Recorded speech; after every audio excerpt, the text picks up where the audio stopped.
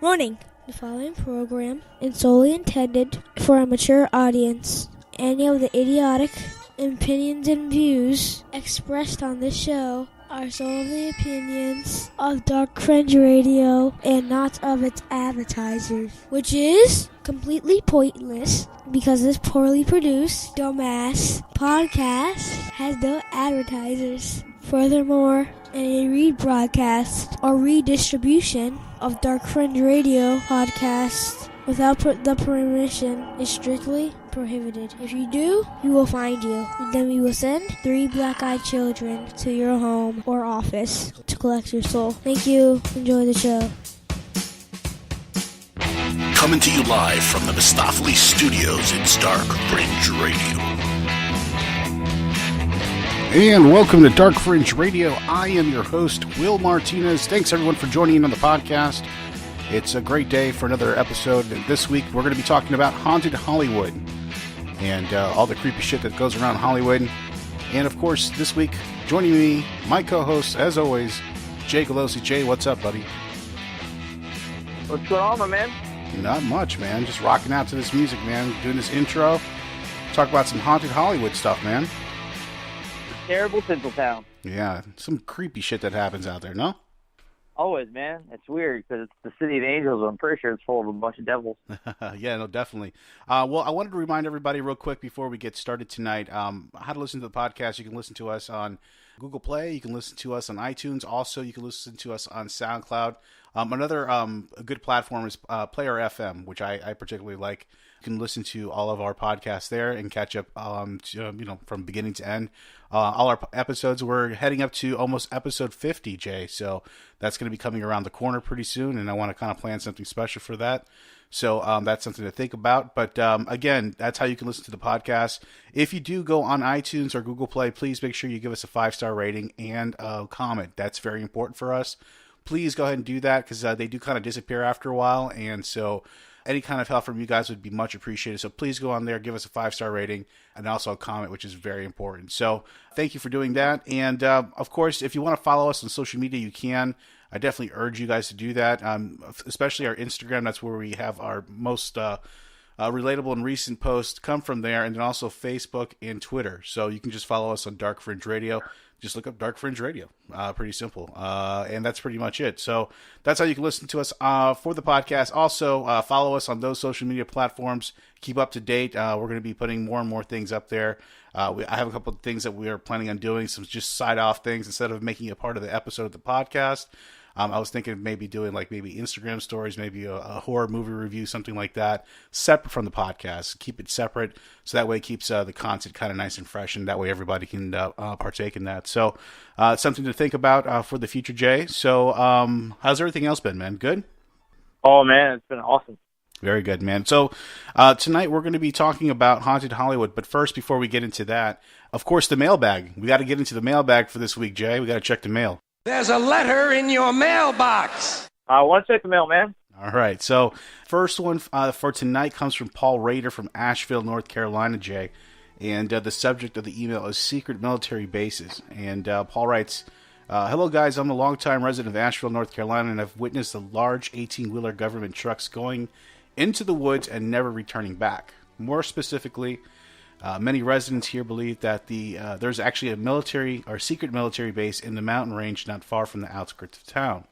The thing is that there's no visible compounds or large buildings, so that would require, obviously, the sheer size of what it would need to, be without being noticed, obviously. So he says, he goes on to say, nevertheless, I am not sure if there is any information about this online, but I figured it was something that I could share. That was happening right in front of our faces. Thank you very much, Paul Rader from Asheville, North Carolina. So, have you ever heard about this stuff, Jay? I know you lived up in kind of near that area in Tennessee. Do you ever see stuff like that? Actually, I was thinking about that. There was a Air Force base where I lived in Tullahoma, Tennessee, and I never actually did go and look up to see if it was like a major base or what was going on with it.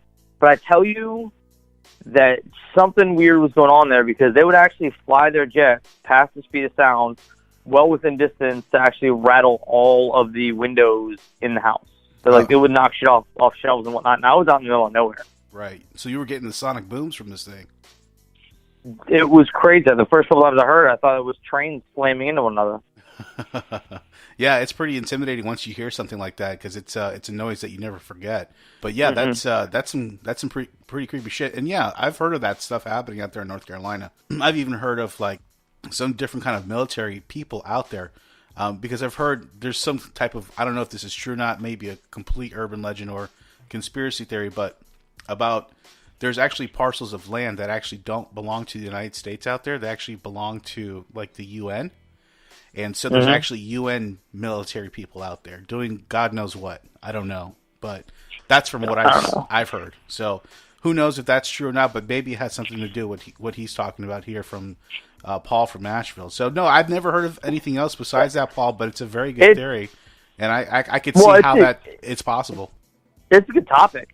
Yeah, very much. That's something that you and I should do, maybe do some research and kind of delve into a couple of ones that sound most interesting, most shocking to us that we can find. Yeah, and it's funny, we're getting some of these best, like really good ideas for these podcasts from our listeners. So thank you guys for sending that stuff in because the last few episodes have been suggestions from you guys. So besides this one, but yeah, absolutely, yeah. Thank you for sending that in, Paul, and we do definitely appreciate it. So okay, the next one is from Henry Nichols. Sorry. From Provo. Okay. Yeah. I like Harry Nichols better. Yeah, Harry. That's a great name. I know, right? No, Henry Nichols from Provo, Utah. And the subject is WTF. What the fuck? Henry writes, "Hi, I'm Henry, and I was wondering if either of you guys have paid any attention to the massive amount of pedophile rings that have been busted as of late. It seems to me that there have been a tipping point somewhere when it comes to these secretive rings because they're starting to see so many of them being uncovered and broken up. I don't know, it just seems like something that you and Jay could discuss in a future episode." Well, look at that, another show suggestion. Thank you. Yeah. So Henry Nichols from Provo, Utah. Yeah, I've seen that. I mean, I don't know if you've noticed that too, Jay, but that's something that I've seen in the last, I'd say, year to year and a half, where you're starting to see like 100 and 150 people getting like busted all at the same time. These huge rings, and it just, I don't know, you're starting to see it more and more. I don't know if they're just getting better at catching them now. I don't know what the deal is, but yeah, you're starting to see more of an influx. Well, I think there's more people now talking about it. There's more people that are experiencing that or are victims of it that are coming forward. So there's more information for them to take from and decipher from, and they get more details. They can actually build good, solid cases against the Hollywood elite. So I have noticed there's been an influx of different pedophile rings being broken up. That would definitely be a great episode. We can kind of piggyback on that because we did an episode kind of about that. Yeah, on Hollywood. Probably 6 months ago. Yeah. We talked about like the Wizard of Oz and whatnot. Yeah. And that was a big topic. It was sex in Hollywood. So it would definitely be good to kind of switch that focus more onto just the pedophilia rings that are getting busted. There needs to be more light brought to that stuff. There's all too often great things go unnoticed. Oh, absolutely. And I'm the number one proponent of that. I mean, if you follow us on Instagram, you'll know that I'm like avid. I'm the first one posting stuff like when you're seeing these priests getting busted for molesting, hundreds of kids, and it just, they get a blurb in the newspaper, or there's a, one online article here and one maybe there. You know what I mean? But something stupid as, somebody naming their kid, something stupid, gets fucking press all over the place. Which is, that's disheartening because, this stuff, like you said, Jay, needs to be, talked about more and put out in the open world because it's happening all around us and it needs to stop. Yeah, absolutely. I mean, it's the same reason why Trump is our president. I mean, it's as a society, our attention level, our ability to focus at things for long distances or for long times rather, is so minimal that of course we're gonna have somebody who's more focused on throwing shade on Twitter while he does some pretty backhanded shit in the office that nobody ever talks about. Yeah, you're right, and it's crazy that we're starting to see these things being uncovered little by little, and I'm glad they're being uncovered little by little. But again, the attention focus needs to be put on that more of this stuff needs to be put out there and talked about. So that's the key thing. Well, listen, that's thank you for sending that email in as well. We really appreciate it. We're light on the mailbag, so please, guys, if you have anything to send over to us, suggestions, if you guys want to be a guest. Actually, we got a request for one of those, so I'll be talking to you, Jay, privately about that later. But yeah, please send that to us at thedarkfringe@gmail.com. Again, that's thedarkfringe@gmail.com. You can send us all that information there, and I will get it and respond back to you pretty promptly. So that's it for the mailbag this week, Jay. We'll get into Haunted Hollywood here in a minute and get into that topic and start picking it apart, all right? Sounds good. Very good. Give us 1 minute. We'll be right back.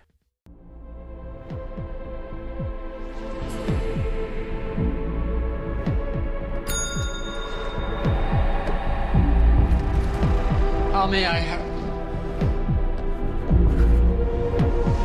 Devil's Night. I have a standing reservation. Of course, Mr. Ramirez. My pleasure to welcome you to the Hotel Cortez. This is your second year joining it? Third. I died in 2013. Apologies.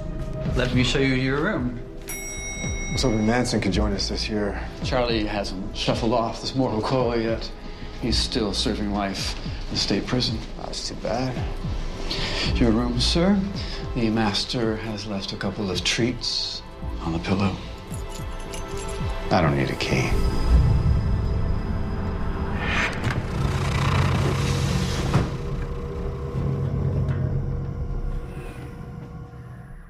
This is Bernie Taylor, author of Before Orion, Finding the Face of the Hero. You are now on Dark Fringe Radio. All right, and thanks for joining us at Dark Fringe Radio. Tonight, me and Jay decided to get together and bring up a pretty interesting topic tonight. Jay was the one who suggested this one, and I thought it was a very good topic, and we're going to be talking about Haunted Hollywood. Now, throughout time, growing up as, a young man, watching movies and movie theaters and all the stuff, that's intertwined with Hollywood, you're enthralled, and it's something that's very, mystifying about it, Jay. And when it comes to Hollywood, there's something, very intriguing about it. It's like another world in itself. Tonight we're going to be talking about the more darker side of Hollywood and some of the things that, are not really talked about that much, but we all know that happens. And it's just one of those things that, people just kind of want to only see the bright side of Hollywood and not really talk about the dark side. So, Jay, since you brought this one up, why don't you start it off and break the ice tonight and bring us your first example or, maybe, item you want to bring up when it comes to Haunted Hollywood. Well, the first one I'm going to bring up is definitely the one of it's the less of the two. It's a pretty neat story. It ends up leading to a new movie that's about to be made. Dan Aykroyd talks about the first house he lived in California. It's the Mama Cass house. So for those who don't know who Mama Cass was, and I'm sure a lot of our listeners do, she's a very famous singer from the Mamas and Papas. The house that she grew up in, the house that she referred to a lot in any interviews or as she was becoming famous, where she was mostly influenced, was this house that she lived in out in California. Now, as you fast forward, she died far too young, and it seems that her ghost, her spirit, now resides and haunts the house that she grew up in. So Dan Aykroyd, as a young actor in California, trying to make his way on the SNL, he buys this house because it was close to the lot where they were shooting everything, and noticed that there were a lot of strange things that happened not too long after he moved in. Things like the Stairmaster would go on its own, his piano would play itself, doors would slam constantly. And the big kicker for him was one night he said he felt something crawl next to him into bed, and it was not his wife, Dion. So he realized right then and there that it was probably Mama Cass, and trying to get the attention of Dan Aykroyd to allow him to know that her presence was there. The interactions he would have with her while he lived in that house are ultimately what inspired him to write Ghostbusters. Wow, that's pretty interesting.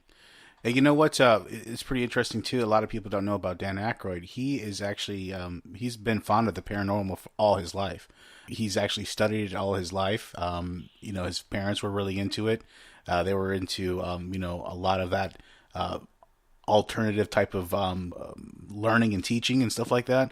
And he would get into a lot of that stuff, even ghost hunting, and he was into that stuff a long time before he even did any of this stuff. And so it's a pretty interesting thing that how he always had that influence in him, even such at a young age, how it kind of came out in these movies as well.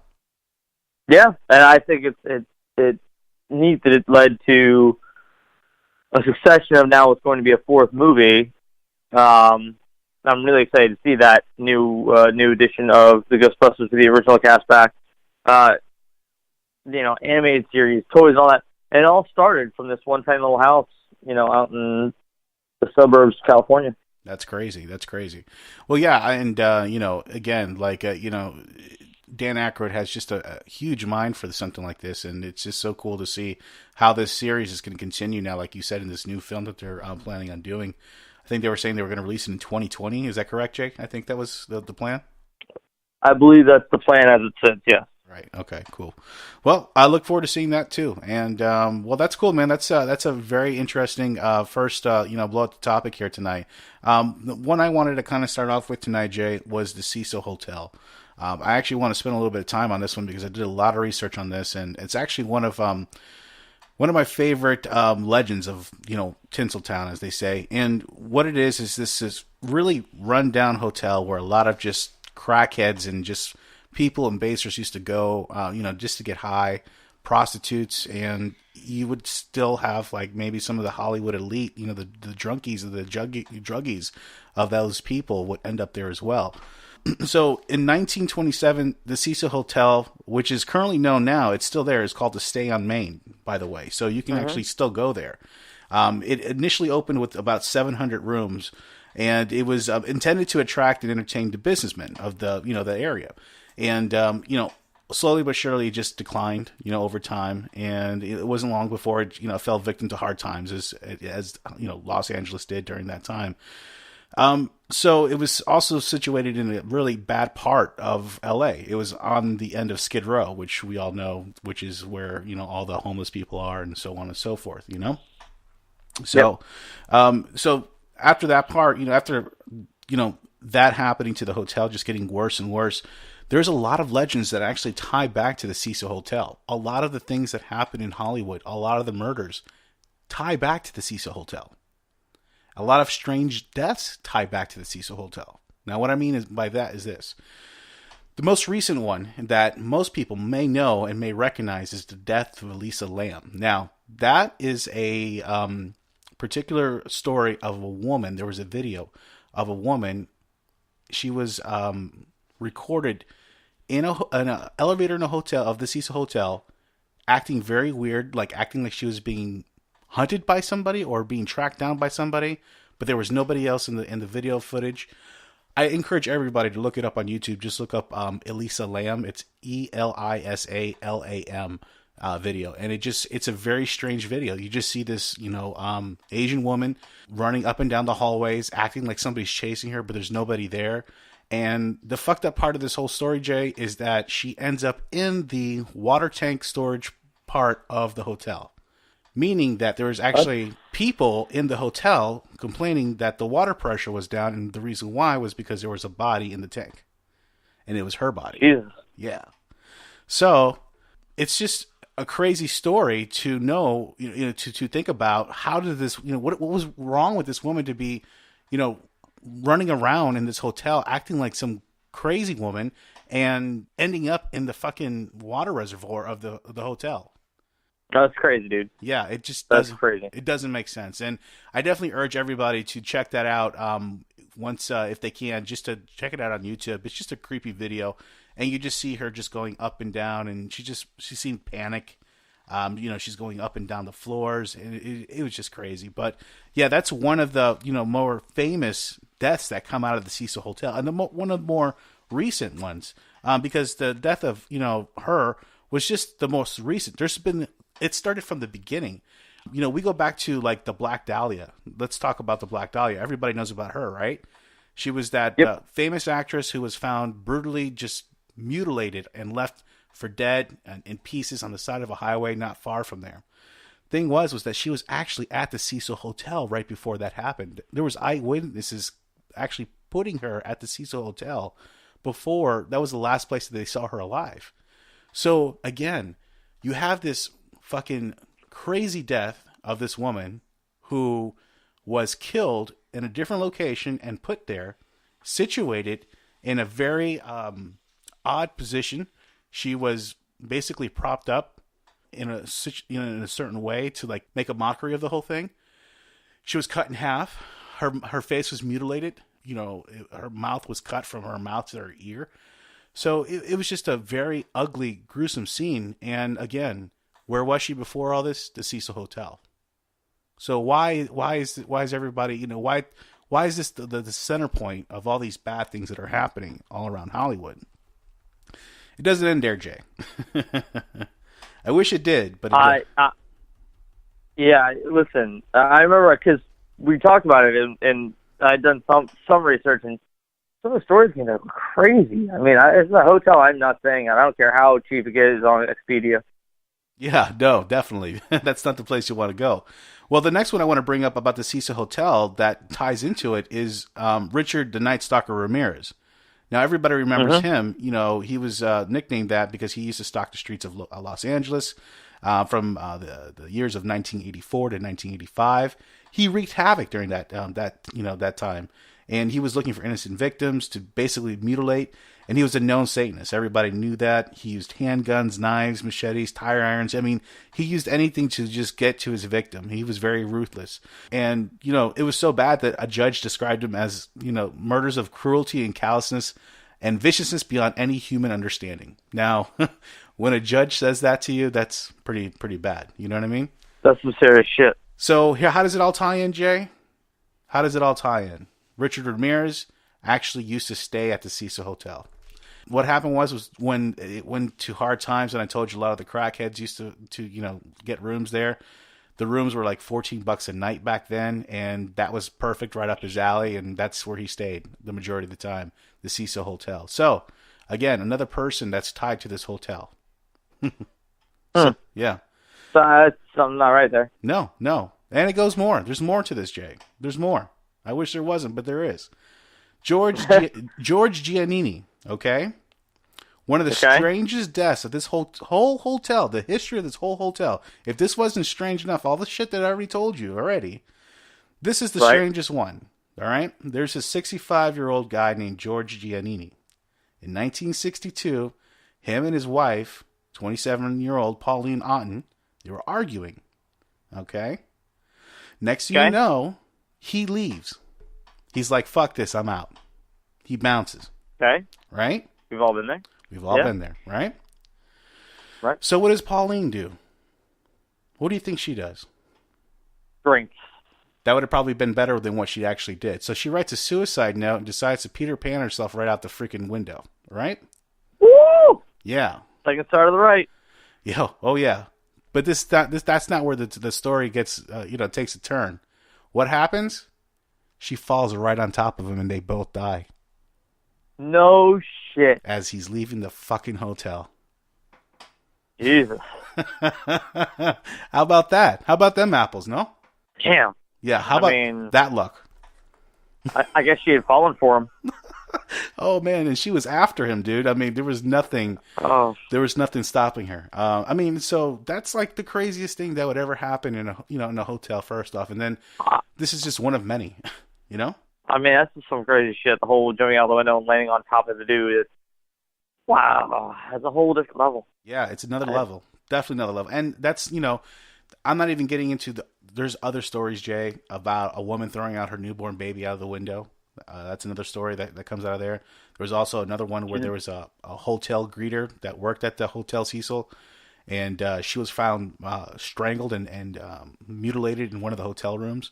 So it just gets worse and worse. But, it just, there's something evil about that hotel, man. It breeds something evil. It does something to people, man. I totally believe it.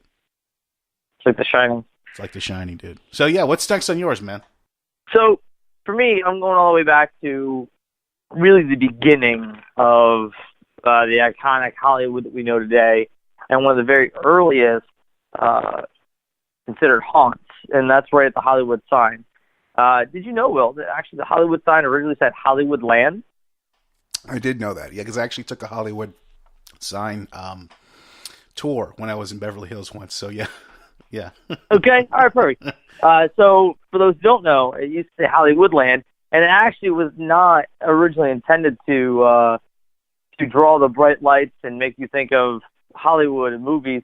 It was actually for land development. It was a brilliant marketing ploy by somebody who was looking for land development, looking to sell land, and looking to build upon it. So he did it to try to draw attention to it, and it eventually became so popular that they couldn't tear it down. So it's been a staple, a big part of the ideology of Hollywood. I mean, it says Hollywood. It's right there. It advertises Hollywood and the bouginess and the glitz and the glamour. Right. So not a lot of people think about the dark stuff that has happened. Now, back in 1923, I'm sorry, it was finished developed in 1923, but back in 1925, rather, a woman by the name of Peg Entwistle jumped to her death. I'm sorry, it was actually September 18th, 1932. She jumped off the H. She climbed the 50 feet, jumped off the H, to where she fell all the way down to her doom. And police say that the impact would have been such that she would have died instantly. Wow. Kind of a gruesome way to go. So Peg Entwistle was a fairly new, young up-and-comer on Broadway and on stage plays, but of course back in the 30s, the movies was where it was at. That was where you were going to get your most notoriety. So she had gone out from New York to California to become this major actress. So she has a lot of trouble getting parts. She eventually does get a movie. It was a Celtic movie called 13 Dames. And her part would eventually be cut from the film altogether. Really? Mm-hmm. So that pushed her even deeper into depression and despair. To make ends meet, she took some nude photos, semi-nude, but was so embarrassed by them that is ultimately which drove her to walk from her uncle's house. It was like an 8-mile walk from her uncle's house to the Hollywood sign, where she climbed up to the top of the H and threw herself off. Now, as sad a story as that is, and kind of as common a story as one has definitely heard about girls trying to go strike it big in California, become movie stars or actresses or models, and only end up falling short, getting hooked into drugs, and eventually dying. The Black Dahlia, look, Yeah, exactly. So it gets more interesting after she's. They found a note next to her body. She was discovered by a jogger who was jogging around the Hollywood sign in the morning, and they discovered her note that said, "I'm afraid, I'm a coward, I'm sorry for everything. If I didn't do this a long time ago, I wouldn't have hurt so many people. I would have saved a lot of people pain." She was on the edges of despair. She was drunk beyond belief, and that moment is now captured in like a thread in time, because a lot of joggers and hikers and the rangers that patrol that area have said they've seen her on multiple occasions walking. It almost looks like she's walking on air. They always report a strong smell of gardenias, which was apparently her favorite flower, right before she appears. So there's a lot going on down in that area. Very, very sad story, but really it kind of encompasses, it really just captures that whole darker side of Hollywood, some of the tragedies. I mean, this one went from the highest heights down to the lowest of lows, and now will forever be remembered as the woman that killed herself at the Hollywood sign. Yeah, that's crazy. I mean, another thing. I think Ghost Adventures actually, did an investigation in that area, and I think they were able to capture a bunch of evidence out there, and they just couldn't. It was one of those things where they were just constantly looking for this, phantom that was just constantly moving out of the way and eluding them, and it was a very interesting and intriguing episode. But yeah, they talked about that woman who decided to kill herself on the sign, and like you said, there's been many other people that have actually tried to kill themselves there as well too. I think they have somebody there that's posted constantly to try to like deter them from killing themselves. Is that right, Jay? That is correct. They actually have a bunch of roving rangers, like park rangers, not right, like army rangers. But still, there's constantly not that big a deal.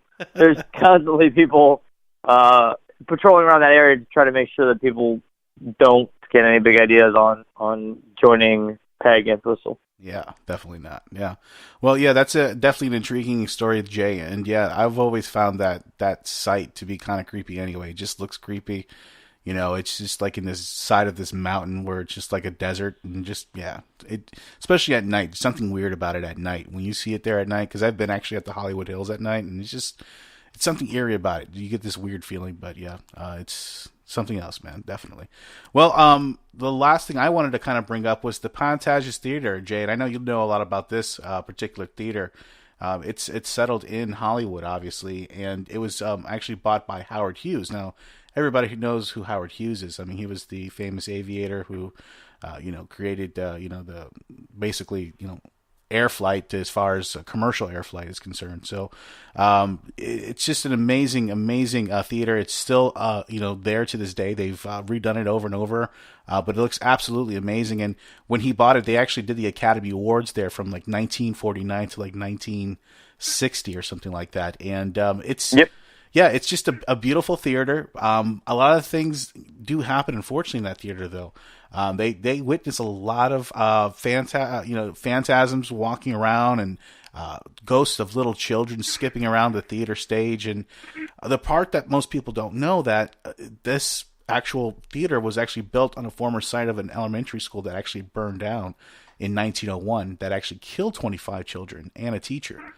So you built that. Yeah. Well, yeah, you did, because you did your research, but most people don't know that. And, that's when something like that happens in an area and then you just build another thing on top of it, that just doesn't usually work out too well. I don't know. I've just seen that played out so many times, that scenario, Jay, in many movies and books and just firsthand accounts, and just never ends up very well, huh? No, I mean, it's the whole basis of poltergeist. I mean, you don't build something on a gravesite. It's a bad idea if you can avoid it. And this area seems to be very potent with spirits and with connection to the other side, and people kind of be able to come through and make that contact. Yeah, you're absolutely right. And it's just, you see all these things. There's so many, apparitions there, and just people are constantly catching footage and more and more evidence of just ghosts and EVPs and just things that they captured. It's just unbelievable. And it doesn't stop there just with the kids. I mean, there was a actual patron who died on the mezzanine level in 1932 during a show. They say that this ghost, they call her the singing woman. And after that woman's death, people started to hear women singing around the auditorium, especially when it wasn't in use, like when it was just completely empty. You could hear it during the day and night. It doesn't matter. It can happen at any time. So that was the theory of why that particular ghost stayed around since the 1930s. But it's said that she's gotten more bold over the years, and she's really, starting to mess with people. And, it's interesting to know that obviously you have a theater like this, a beautiful theater, so much history, but it was erected on top of something so sinister, so dark. How do you expect something not bad to happen there? You know what I mean? Yeah, I don't think that we're thinking too much about it back in the day. It was just kind of part of what it was. It's just, Yeah, that's true. There's an open area, build something. Yeah, you're right. So I don't think they were really thinking about the possible spiritual repercussions, because especially Americans, we can be very numb to those kinds of things and very shut off to it because we think we're so smart, we know everything. So I would definitely say that there's something to that back in the 20s that we just didn't think about things like that. Yeah, you're right. Do you know the most interesting story I heard about this venue was Please. that Howard Hughes. Well, so late at night, one of the costume designers was finishing up. She was the last one in the building. As she was leaving, she was walking through the theater towards the exit, and all the lights went out. The walkway lights, the exit lights, everything went out. She couldn't see anything. So she was kind of bubbling around, and she said she felt a strong man's hand on her elbow kind of lead her the direction she had to go.